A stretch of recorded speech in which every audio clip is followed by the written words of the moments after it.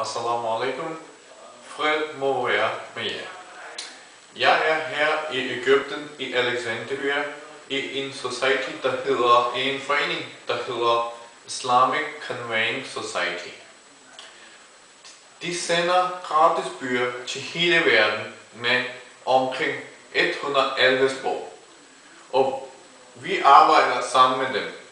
De sender bøger til os i Danmark også. Vi har lavet en hjemmeside, der hedder gratisquran.dk. Og når der kommer ordre kommer videre til dem, og de sender bøger til Danmark. Når jeg er her, jeg siger, at der er mange muslimer, mange brødre, der arbejder frivilligt for islam.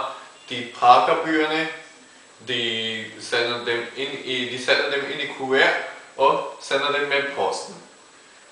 Alle brødre har et godt humør med dem. De elsker hinanden. Og jeg er rigtig glad for at være her. Jeg troede aldrig, at jeg kommer til Danmark og siger sådan nu. Men det er super godt. Meget flot, når jeg siger vores muslimer her, og at de elsker hinanden. Det er noget, jeg kan bare ikke forklare. Jeg har ikke ord til at forklare det. Men jeg tror, det vil være en god idé for alle muslimer at komme her til Alexandria og besøge den her forening og leve da'wah.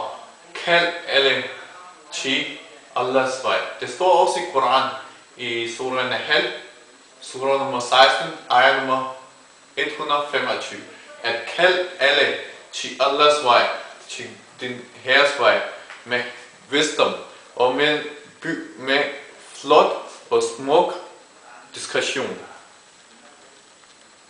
Så det er enhver muslims pligt for at kalde alle sammen til islam. Inshallah, I får succes i livet. I her liv på den anden. Assalamu alaikum.